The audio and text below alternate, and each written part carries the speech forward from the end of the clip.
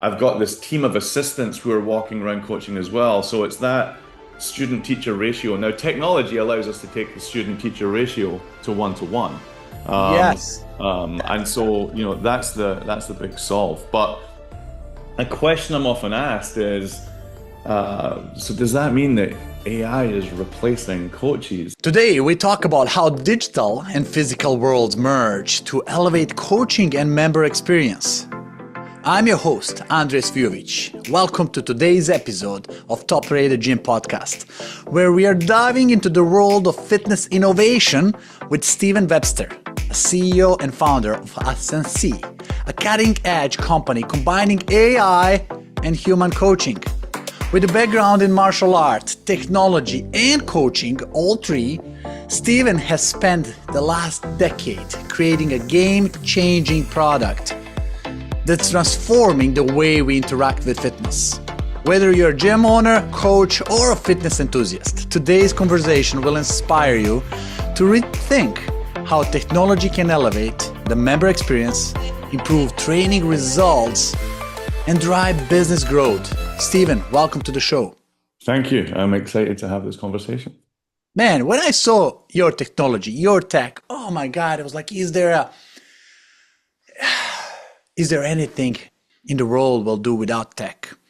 And what you're doing is what people paid thousands of dollars before. So let's start from the beginning. Steven, can you tell us about your journey from martial arts into the tech world? I know a lot about you, your background, but let's that come from you, buddy. Yeah, I'll try and keep it brief and you can like nudge me and ask questions. And thanks again for having me. But yeah, there's two parallel tracks that have run through my life and kind of intertwined constantly. One is sport and the other is tech. So, I'll start with sport. Yeah, I grew up in Scotland, like a lot of kids, most kids in Scotland. Played a ton of sport. We play a lot of football, soccer. I played a lot of hockey, a lot of water sports, windsurfing and swimming. But the sports and activities I was kind of disproportionately obsessed with were martial arts. I joined a judo club when I was 7 or 8. That led me to jiu-jitsu. And by the time I joined university, I studied at University of Edinburgh. I was already a black belt in jiu-jitsu and I wanted to compete in a sport at university. That was a very important like balance for me that I've got my academics and I've got my release, my escape. And so there were two karate clubs at the university. And so I kind of went to them both and said, who wins the most medals? And then I was Edinburgh Shukukai. I was like, right, I want to be on that team. And, very quickly, I walked into the dojo with a white belt tied around my waist. I didn't want anyone to know I was a black belt in jiu-jitsu. And so I just kept my head down and like, I don't want to be a target. But very quickly, they kind of figured out you've done something like this before. I was quickly competing on the team. I was assistant coaching as a student. And then I took over the club as when I say as a full-time coach, I had a real job as well. But I was the full-time coach of Edinburgh University Shukukai Karate Club and took that club to 10 consecutive national championships. So that's where my passion for sport and coaching comes from, is I really cut my teeth at Edinburgh University as a 20-something, learn, coach hundreds, if not thousands of students in self-defense and sport karate. And then on the tech side, I mean, I went to university to study computer science and electronics, and I ended up in that track because, I grew up around tech. My dad worked in avionics, so fighter aircraft electronics for cockpits and helmets. And so I always grew up kind of like very aware of the cutting edge of technology. One of the first kids in town to have a computer. My dad was like, there's these computers you can have at home now, let's get one. And so always growing up around tech and always being like super passionate about sport.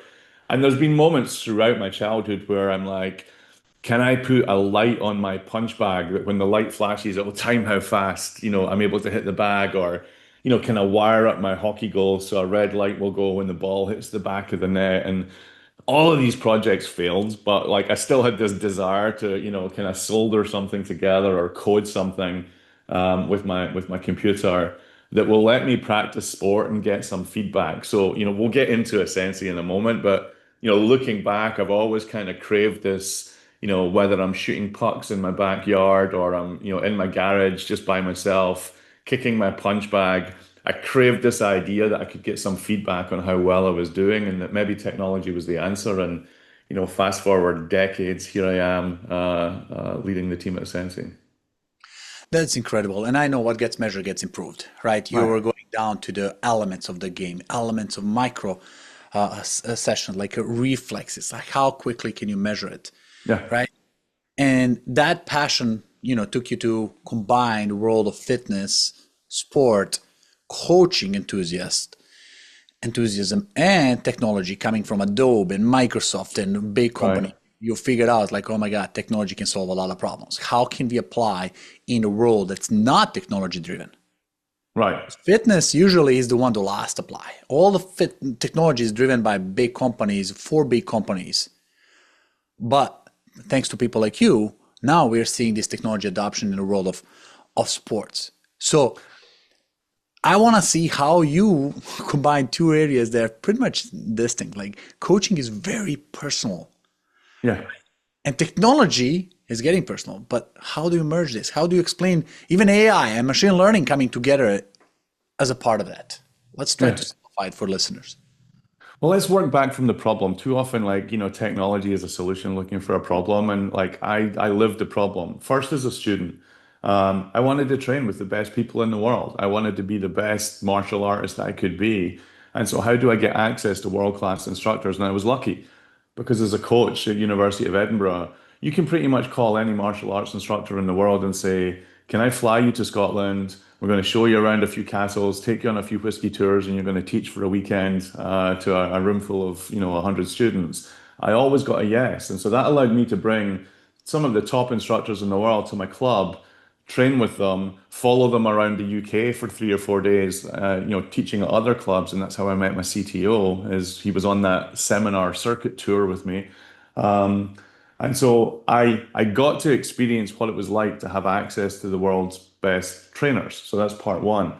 But then I experienced the problem as a coach as well, because something quite distinctive about a university sports club is you don't have a 12-month calendar year. Like you're not going to class every week for 12 months. You disappear for the summer. You disappear for a month of study time for exams, and quite often students will go home and then come back to university, go to their original home, and then come back to university. And so I had all these students that didn't want to lose their edge over the summer vacation or wanted to keep training. And I had one of the first karate websites on the internet. I mean, I remember the internet when I thought I'd read the whole internet because there was no links on the Yahoo page left to click. And so, I learned HTML when it came out and I wrote all of my syllabus. I put all of my syllabus online, and suddenly all around the world, people were finding the Edinburgh Karate Club syllabus and following it and learning techniques and learning kata and learning forms. And I even experimented with things like once somebody is what you would call consciously competent in something, which means I know what I'm doing, but I have to think about it, and every so often I need a nudge. I realized I could stand pretty much at the back of the sports hall and nobody could see me, but if they just listened to what I was saying, next, turn to your left, downward block, step forward and punch. What? And then they all turn and do their technique. And so I wondered, what if I just recorded myself saying that on, this is when MP3 players were just coming out. Before iPod, it was diamond reel MP3 players. And I took a diamond reel and I recorded myself talking through a class, wondering if will that be enough for a student to go home and with an MP3 player they can at least have the audio of me in their ear. We're maybe at 1997 in this part of the story, so I'm already thinking about can I put an audio coach in your ear that will guide you through the class as if I was there. So fast forward, I've built a software consultancy. I've sold it to Adobe. I've worked at Adobe. I'm working at Microsoft. I'm working with teams like Xbox Connect, who are using cameras and computer vision to track your body. I'm working with teams like Cortana. Now, everybody thought Cortana was Microsoft's attempt at Siri, a search engine, but the Cortana vision was bigger. It was like, what if we have these in-ear intelligent agents, intelligent assistants that understand our health biometrics, they understand our finances, they understand us. So I was living in this world of networks of intelligent agents that knew us, had access to our data, had some sense of cognition or perception, whether that was speech recognition or movement recognition. And I just had this moment at Microsoft of the thing I've always wanted to be able to do is like, how can we make a machine see and understand human movement and then intervene and coach human movement? And if I can do that, that's got applications in sport, in fitness, in healthcare, in physical therapy, and industrial ergonomics. And I kind of saw it as a problem like this is as big, if not bigger, than speech recognition. And that's a multi-billion dollar problem to solve. And so, yeah, I was at Microsoft very comfortably working at Microsoft and was like, no, I got to do it again. I got to start this company. I think human movement is something we can make a machine understand. And that was the beginning of ASENSEI. And it's getting even, what a cool thing about that, it's getting real time. Mm. You could upload content and get the machine to digest it, then get a coaching program or get human involved. What we are talking about is capacity of today's technology that you can get almost instantaneous feedback. Like technology looking at you, reviewing like a real human on real time, scaling across multiple devices in the same time, multiple people getting personal coaching. It's a game changer. And And it's then on device as well. It's on on device. It's real device, time and on device. Yeah. when you go in any class environment, you know, you get one person monitoring the whole class Right. and occasionally approaching you and saying, hey, correct this, but then moves on. Right. This is not only live coaching, but it's immersion of feedback that's consistent. That's what I Yeah. love about it. And that's Well, what when you, I was very lucky. I mean, I was very fortunate with the resource available to me at Edinburgh University. I had the resource to allow me to build one of the best clubs in the country for a decade. And one of those resources was I had several, we started to attract talent, and it becomes this virtuous cycle, right? That I would have these like second degree black belts. They'd heard about the club, they wanted to be part of the club. I even remember one student saying, "That's why I chose Edinburgh University. It wasn't for the law school; it was for the for the karate program." Um, and when these students would join, I'd be like, I would love to teach you. I would love to have you in the club, but will you also teach me? And can you teach the club? Can you bring yours?" And so I had several instructors. I had a Spanish national champion, a national champion from Uruguay, a Scottish national champion who joined our club. All these incredible students who were my assistant instructors. So now I'm in a room, but to your point, yeah, it's not just me walking around coaching. I've got this team of assistants who are walking around coaching as well. So it's that student teacher ratio. Now, technology allows us to take the student teacher ratio to one to one. Um, yes, and so, that's the big solve. But a question I'm often asked is, so does that mean that AI is replacing coaches? And it doesn't, because in that environment that you spoke about, an environment I loved. I mean, I spent 5 or 6 days a week, in some stinky sports hall or church hall coaching karate. And I don't want to replace, I don't want to take away that opportunity for that coaching experience from others. It changed my life. I don't want to take it away from others. And so in that situation, listen, if you're at home and you're a kid like me in your garage, imagining Bruce Lee's coaching you on your punch bag, you want that one-to-one real-time interaction, that synthesized voice in your ear, giving you exactly the coaching you need based on observation of your movement. So we do that. But in a group brick and mortar experience where there's an expert in the room, let's use the expert, but just let's make the expert more efficient. So imagine you're in a dark studio and there's 20 people on rowing machines and they're rowing, and Andre on rowing machine number 7, the AI can see that his stroke sequence is wrong and he's pulling with his arms, not pushing with his legs. We don't need the system to tell you. We can tell the coach, look at your Apple Watch. Andre on, water rower number 7 is pulling, not pushing. And now the coach can walk over, and you don't need to know there was a technology intervention as a member. It's just like, wow, the coach was there when I needed them with the coaching I needed at the time. And so I think about that a lot. How can technology like make us all better at what we're doing and not replace us? Does that make sense? because yes, coach has real human, has empathy, has understanding, has relationships. AI will have a hard time catching up on that, right? I disagree, but I don't. I still I don't didn't want to say it's replace the impossible. human. I hard time still don't want catching. to replace the human, but I think, I mean, we're seeing like, at the date of recording this podcast, there's been some pretty interesting papers about, I mean, it's almost like the Spike Jones movie, Her. People are starting to feel a real empathetic attachment to their chat GPT and their AI voice. And so don't don't undermine how Mhm. possible it is to establish rapport Yes. digitally by feeding It, our egos. it is, and I love what you're saying. You empower. Pretty much, you put superhero uh, suit on your coaches by We giving call them super coaches. We call it the super coach. Yeah, super coaches because yeah. suddenly they have eyes on every member. Right. Suddenly they can hear, see, observe simultaneously and get, it's almost like Stark guys, like, okay, whispering in your ears, go help this guy. Yeah. Because people will appreciate, not everybody will jump in with the headphones in a workout and get their apps and streaming and so on, but empowering coaches to be better coaches. That's why we use ChatGPT and AI and all these tools to empower us, not to minimize the quality of the work, but amplify it by becoming Right. more present, more quality, better instructions, right people instructions, because otherwise people can get hurt, right? Well, They let me jump on that point because it's a really great point. So the first example we gave of the super coach was you can see more. We've given you kind of Superman vision, right? You can see everybody in the room, even if you're not looking at them. We've made light bend around corners. But the second use case is, and you touched on education. So we've got a number of customers in brick and mortar. One I'm thinking of in particular, In Motion Wellness. They have, I'm going to call it 20, 30 studios right now where, and franchise, like assisted stretching studios. Sorry, punching the microphone. So assisted stretching studios where, you're working with, a practitioner who is working on your mobility and your stability.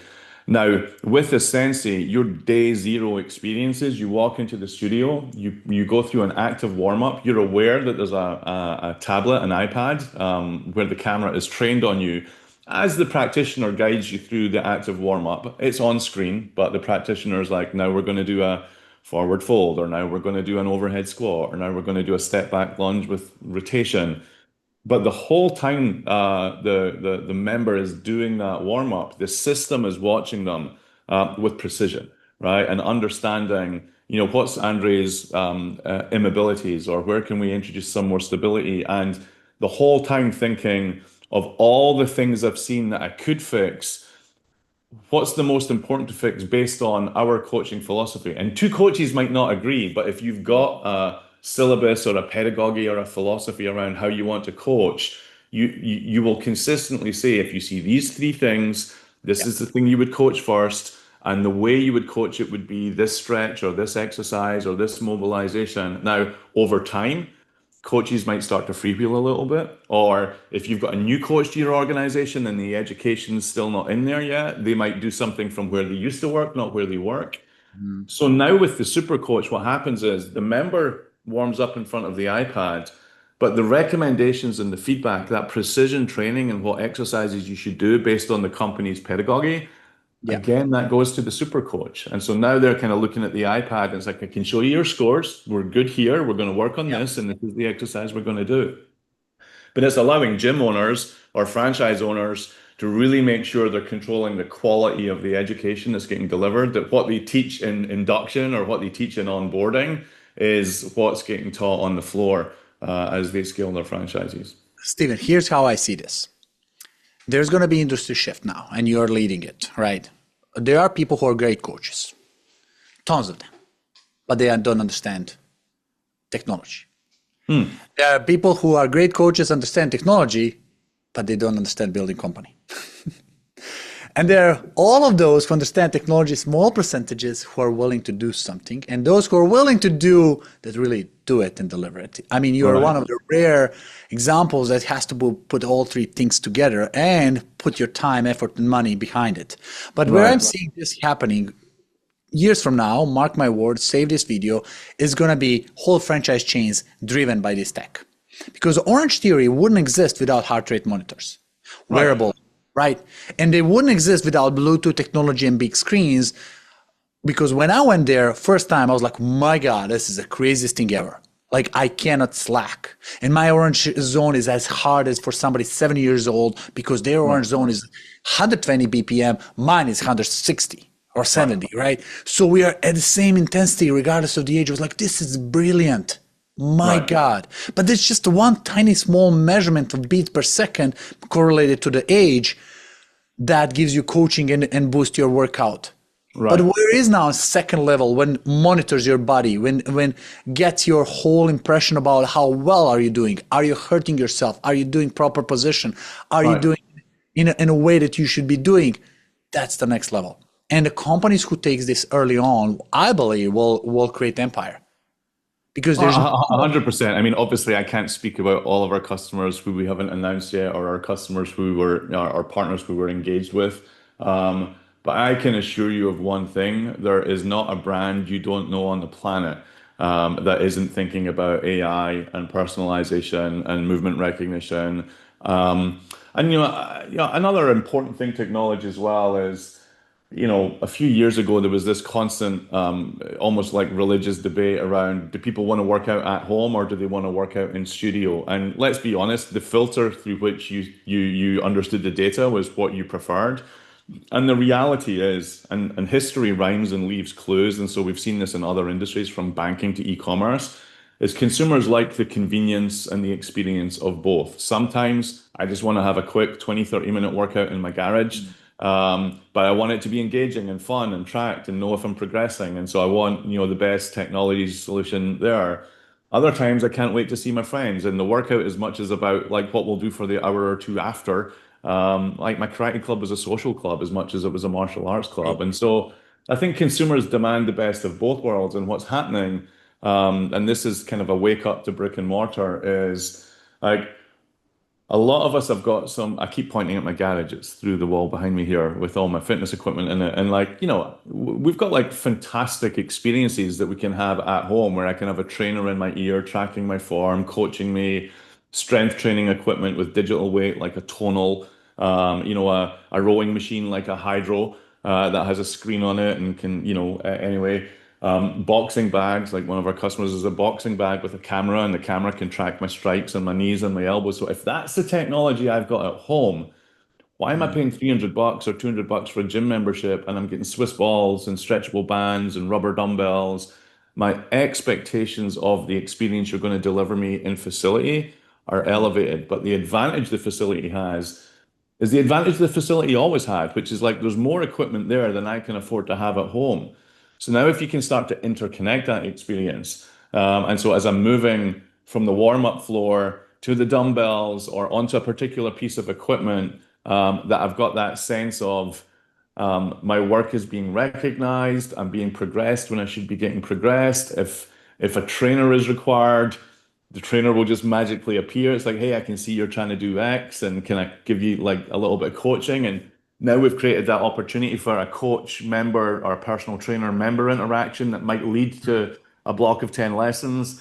And so I think there's upsell, just more so revenue. much opportunity. There's so much opportunity for brick and mortar. And I promise you, from big box to new franchises, we're speaking with everyone because this is a technology that can power that personalization and power that member experience. No, and it's like you said, I like your expression. Digital is getting physical, physical is getting digital. There's a Right. merge between these Yeah. two worlds. And it's revolutionizing. Yeah. Industry is changing rapidly and we gotta adapt. And how I want you to picture this is for somebody running a gym and thinking about tech. Like, oh my God, I'm so not techy. I barely figured out my booking system, Right. right? Like for them, a lot of time this is like gut feeling like, oh my God, like what do I need? Like Right. camera, screens, mirrors, stands. Let's simplify it for them. What it Yeah. takes for somebody to experience this in their gym at the easiest level. Like how quickly can somebody adopt this without having to go through 6 months onboarding? As quickly as they can stick an iPod on a tripod. I mean, it's as as quick as that. So, Listen, and for your listeners, let me explain. ASENSEI is an ingredient technology. So we're not a direct-to-consumer product. You don't download ASENSEI or, use an ASENSEI piece of equipment per se. Um, uh, an analogy I often use is Dolby audio, right? If you buy a television or you buy a soundbar or you buy, headphones or even your car, if there's one that has Dolby Atmos and one that doesn't, you don't even know why you want the one with Dolby Atmos. You just know that that stands for better quality audio, or maybe it stands for surround audio.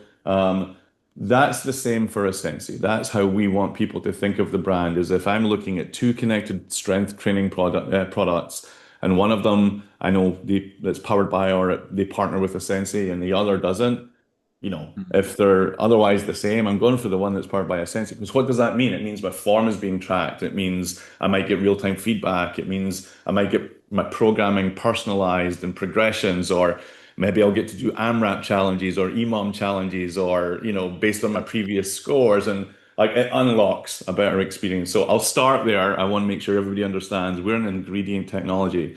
So for a brick and mortar facility or a franchise, it's like, how do we get started?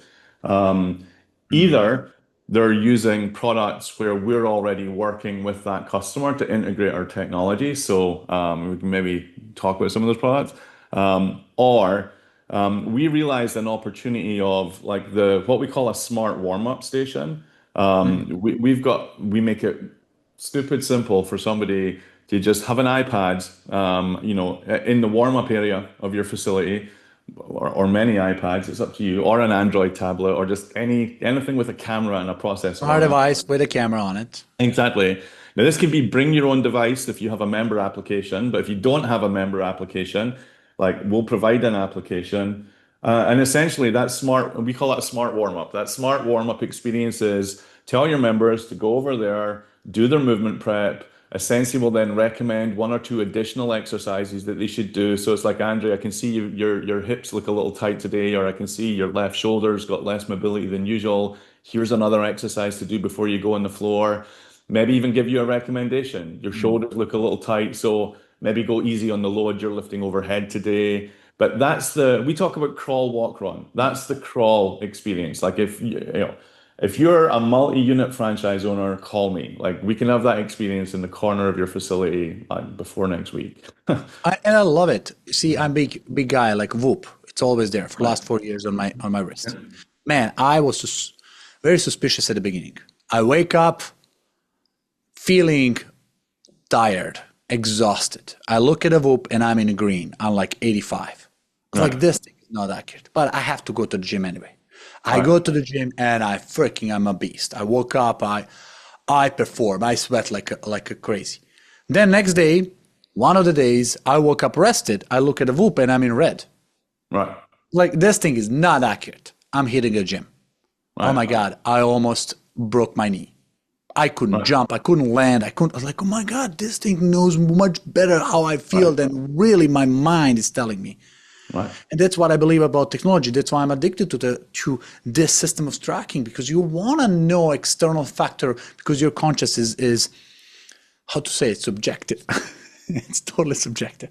And when you get the right thing, you will see new. That's why we have world record consistently moving the bar. Right. That's why we have people performing at the highest level all the time, because they're getting technology from manufacturing shoes for the marathon runners Yeah. to manufacturing biochemistry in our body to what the runner should be, now to the movement and every muscle development. That's And I why. think so. I completely agree, and I think you're talking to like one archetype of athlete, if you like, which is that person that cares about the marginal gains. It's like I care about creatine. I care about my whoop readiness score. I care about the little things because I understand that the aggregation of the little things is progress. And so there's definitely, and I like the Nike definition of athlete. If you have a body, you're an athlete. So there's definitely an archetype of athlete where that's the data that they want, that's the insight that they want, that's the thing that pushes and propels them. But I don't want to forget about everyone else. Like uh, when you can recognize somebody's movement, you can just do things that are focused on engagement and enjoyment. They're not focused on precision or micro personalization or hyper personalization as we talk about. And I'll give you an example. Like, I had to teach people a lot of reverse punches, and I had to make them do quite a lot of class to get good at them, good enough that they could score points with them in a competition. But if I made you come to class, it's like, okay, we're going to get our 500 reverse punches in, let's do them, and then we'll move on to the fun stuff. I wouldn't have had a club. It's boring. Nobody wants to do that. Um, but I can start to think of like what are more engaging ways that utilize that technique, but can be, and I'll just kind of make up one just now. I might stand in front of you and say, I'm going to throw a reverse punch as fast as I can. And then as soon as my hand comes back to here, you're going to throw one. So it's you do one, I'll do one. You do one, I'll do one. Well, now with the Sensei, we can track that experience. Like I'll know your reaction time. Like as soon as I get back to here, I'll know how quickly you did your punch. Or I'll know if you cheated. Like if I throw my punch and you've already started throwing yours before I finish mine, it'll be a no rep. Like we're not counting that one. And so suddenly I've just like made this practice of and think about that. That could be you and I, both in Mm, our own homes, both standing in front of our cameras, both seeing each other in a partner workout. Okay. But I do my rep, you do your rep. I do my rep, you do your rep. So now we're working out what's one of the things we lose at home is we lose community and we lose, that's right. companionship. But now I've brought that, digital is getting physical. I've brought that in-person experience into the digital realm. So let's never forget that just the simple things like a challenge, an AMRAP challenge. One of our customers is a company called ReadyFit. And if you want to train for a military fitness test, like you want to be a Navy SEAL and you want to like train for the Navy SEAL fitness test, and then you want to submit your test, you can do that through ReadyFit, and it's all being administered by a sensei. Like the push-up tests, the plank tests, the chin-up tests. Did your chin come over the bar or not? Is it a proper rep or not? Did you break form in your push-up and that's a no rep? So they're using a sensei to automate the training and submission of military fitness tests. But take that into something like a High Rocks or a CrossFit or a, Spartan challenge or so now we're in a world where we can really start to think about the role of technology not being in precision coaching like whoop, it Mm. is, but it's also just widening the tent to other people by creating more engaging, more enjoyable experiences. And so I encourage us to think about that as well. We can just Steven, make fitness fun. and I love everything from the tech, from the experience, from the amplifying results, from the community. And I want to ask a question that probably listener is thinking now, like, yeah, but where in my QuickBooks, in my P&L, this sits? Is this help me get more members because I have cool tech? Is this lead generation for them? Is it retention? Is this upsell opportunity? How do you see this helping somebody bottom line? You know what I Let's mean? talk, yeah, no, 100%. Let's talk brick and mortar. First of all, I'll light up a number of different experiences. Okay. So, we didn't coin, but we stole the phrase gym intimidation. There's an intimidation factor about showing up at the gym, right? I'd love to do yoga, but I've never done yoga before. Or I'd love to do Pilates, but I don't, That's or my I'd wife. love to go to a boxing class, but I've never boxed before. I can teach you a jab across, a hook, an uppercut, and a knee strike. I can teach you them through a phone in the psychological safety of your own home. Like I'll teach you the six punches that you need to know to walk into such and such a boxing franchise so that when you show up, I've removed that intimidation of like, I'm going to be the only one that doesn't know what they're doing. So now I've increased your customer acquisition by solving the intimidation problem that's upstream in your funnel that you didn't even know about. So for Mm, yoga, for Pilates, for boxing, for combat sports, even for strength training, you want to join I saw all these people at this like circuit training class and it looks fun, but I don't know any of those lifts. Like I can teach you the fundamentals at home. mm, So that's number one on acquisition. The smart warm up, and that example I shared where your onboarding will be, we're going to take a look at you. The AI is going to like score your mobility and your stability, and then we're going to show you what your plan is. Showing somebody a plan and showing somebody that you're good at this, and we're going to work on this, and we'll get you from here to there. That's causing people to buy a 10 pack, not a one pack, right? It's like I'll take a 10 pack of classes to do what that thing says. And then, the third thing I'll share two more. One is just engagement. If it's engaging and and I enjoy it, I'm likely to go back the next time. Like I always, I always finished my karate classes with some sort of fun challenge or fun game that everybody was like, the endorphins were as high as the adrenaline, because it meant they were more likely to come back to the next class. So like now we can deliver finishers. And And then that can be creativity to the next level because you can absorb everybody and it can be exactly, something a not leaderboard just a where all push of our up. squats or all of our plank holds or all of our, but the last thing I'll say, because it's the most important metric, I think, is in the world of sport and fitness and healthcare recovery, rehab or prehab, progression is retention. If you can show me where I could be Yes. and you could show me that you got me there, show me where I could be next and take me there. So if you want to tackle churn and tackle retention, we definitely think being able to show people, so that smart warm up becomes a baseline and then it becomes a regular check-in experience as well, where I can see my mobility is improving, my stability is improving, my strength is improving. So depending on, I would encourage people to reach out to us. You can take the man out of Adobe, but you can't take Adobe out of the man. I used to run the experience design team at Adobe. And so we spend a lot of time with prospective customers on, given your modality and given your members and given their needs, what's the best imaginable experience we could deliver that would be powered by our technology. And we love to get in that creative mix and ideation process with And people. let's talk about that because now you mentioned multi-location franchises. Yep. They are definitely perfect fit, either existing, upcoming brands. I mean, they're brands from two locations, multi-locations to 2000. Yep. And I wanna know what's the best way for somebody to really see, learn, experience this tech. What is your preferred way or their preferred way to get in touch with the technology? Yeah, Your I team. mean, in the first instance, just reach out to my team. So sales at Asensei.com, partners at Asensei.com, hello at Asensei.com, you'll find us. And we would have one of our team kind of reach out and, we like to treat all of our customers with white gloves on. We don't want to just send you to a website to like figure out for yourself and tell us if you want to buy or what. We have a much more kind of white glove experience where we can be a little bit more consultative, like Yeah. understand why is this interesting to you, and that will steer us around what do we want to share and show. And of course, we've got demos for days where we can let people, download something and experience it for themselves. But that depends on what their use case is. So, email us. We're very prolific on LinkedIn because we're a B2B, Mhm. company. That tends to be a place. So like find us on LinkedIn if you use LinkedIn. But we're not hard to find. We've got a pretty And I distinctive. would I would say, guys, this is technology that's now, not future. It's happening now.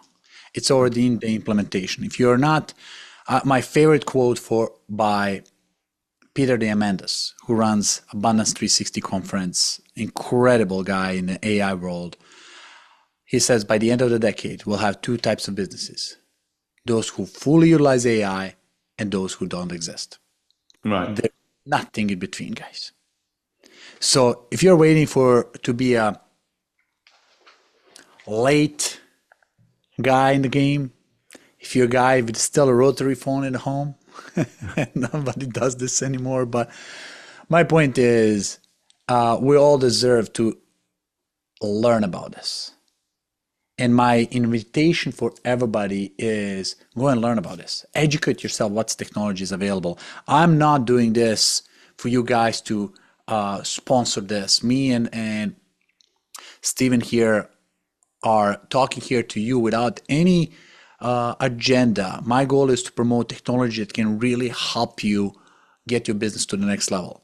But not only for your one-sided, but for your members' experience, retention, your employee satisfaction, your member satisfaction, your competitive edge, by bringing you people like Steven who will share his time and talk about this. So, Steven, I appreciate your ideas and your hard work behind this. You're My team's hard work. Yeah, it's taken a village.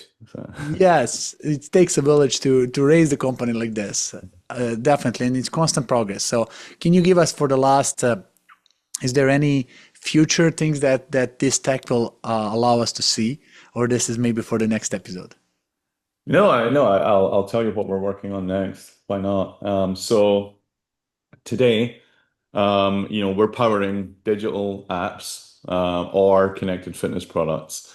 And so our technology is inside these apps and inside these products, and that allows the product to understand not only what you should be doing based on the program you're following, but how well you're doing it. And so now we can personalize, we can intervene, we might coach in the moment. And if we're coaching in the moment, we can put the voice of a real athlete or a real coach in your ear, but using your name and referring to the moment. So, Andre, look at your back leg. Your knee's a little soft. I want you to straighten that back leg. Great correction. So you can now get that experience in your ear. But it's a one-way experience. The coach is looking at you. The coach is able to then verbally cue you or visually cue you on a screen. And it's a phenomenal experience. But what we're working on now, what we're delivering next is, in AI, and I try not to talk about the underlying tech too much. I don't think the person watching the show needs to become an expert in GPTs or LLMs but you should be looking for like, what are the tools and the products that are incorporating this technology that are solving problems I have. People I don't have an AI problem. They have a member retention problem, or they have a churn problem, or they have but what we're working on right now, and working with some of our early customers on is LLMs, or large language models. So what does that mean in real life? It means that instead of the audio that we're putting in your ear being something that we've pre-imagined and pre-thought about. So we'll sit down and say, if we see somebody exhibit knee valgus in a squat, the coaching language we'll use is push your knees out, or whatever. We think about that. We think about that ahead of time, and we kind of encode that so that if we see that, we can say it.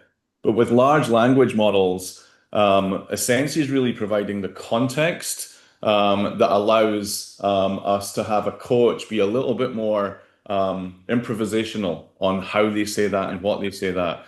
And we can put guardrails around that coach, so that coach is using the language that we train the LLM So it's on. not scripted. But it's not scripted. It's sounding natural, and it's sounding different every time. So if you make the same mistake 3 times, it will kind of like, adapt. So it's not scripted. It's using the language of the coach. It's using the language of the organization they're coaching for, or it's using the methodology of the organization they're coaching for. And you can even fine tune it and say, I like a strict coach that's going to kind of like really, tell me off if I'm not. And somebody else might be like, I like a nurturing coach, and we can make that same coach, have their coaching style be different. We're using synthetic cloned voices of real coaches. And so now it sounds completely natural, like that coach is in the room. And then the final step we're working on is, how do we make it conversational? So how can you start a conversation? So it might be in the middle of a workout, you're getting that moment of frustration of like, oh, this feels hard, or this hurts. And what would you do in real life? You'd be like, am I doing this right? It hurts my lower back. And then the coach is like, oh, it hurts your lower back. So this is what I would like you to do. This is the changes I want you to make. So by the end of this year, our goal is that these coaches in your ear are natural, conversational. You can't ask them for a risotto recipe, and it's going to go off on a tangent and start telling you how to cook or what the weather is in, Los Angeles. They stick to their chat with a personal trainer. Yeah. It's a very constrained, specialized coach that knows its material. But that's what our customers want. They want to take their real life coaches and digitize them at scale. And you want to drive engagement. There's nothing like feeling like you've had a moment with the coach, that you've had some time with the coach. And so that's what we're working on next. It's like, it feels to me like the final piece of the jigsaw puzzle I always wanted, which is I'm slapping pucks in a net in my back garden, and I'm chatting to Wayne Gretzky as I do it, or I'm hitting my punch bag and me and Bruce Lee are hanging out and like, teach me how to do this better. We're months away from that being what we've willed into existence. And this is incredible progression of AI for everybody. It's like AI is built like, okay, here's a prompt, here's a process, here's what you want to look for, and when you find it, react and immediately. And it was wonderful because you don't have to create perfect scenario like a driverless car. Can recognize the street, keeps on it, recognize the red lights and so on. But next generation is like, get me a feedback. Like it can include one sense visual, but adding second sense feedback, like, oh yeah, my back's starting hurting, my knee. Okay, let's go slow down. right? Instead of just laying like, oh, you're not doing your best. I know you can do more. Keep pushing. It's Right. like two-way interaction. And the levels are going further when they start learning not only about this whole process, but learning about you, your physical capabilities, your processes, it's really becoming personal. And that's we go back to the beginning of the conversation when you say, I would rather work with somebody who is digital than maybe somebody who is fully not empowered digital, because the Right. coaching data that AI is getting around us is going to be incredible. It's going to be so well that's going to know about you before you even speak up about the problem. And that's why I believe that the future of technology is getting so democratized. This AI is bringing such a huge value to fitness community. And it used to be that technology was firstly adopted by the big, massive corporations, like in governments. Now it's kind of opposite. We are seeing this technology being adopted literally in small businesses first, Yeah. and then spread out. Yeah. I know 100%, 100%. And like, we're just incredibly excited. It's been 10 years, almost 11, actually. I keep saying 10 years, but I started saying that 6 months ago. So, it's been 10 years. We've followed the pace of technology, and you're kind of pushing it at the same time as it's pulling you, right? But we very much are at a place where at the end of the day, all I cared about was, can we democratize access to world-class coaching? Can we feel like there's a coach standing right behind us in our ear, teaching us something we don't know or making us better at something we passionately want to be good at? And we're standing on the precipice of, yes, we can do that.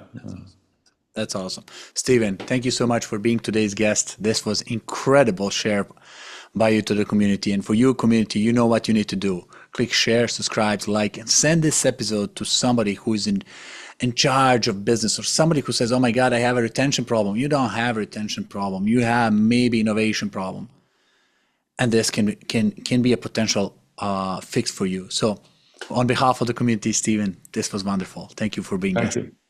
Thank you so much. If you are a gym owner looking to become a top-rated gym in your area, visit topratedgym.com and grab our free 30-day reputation boost.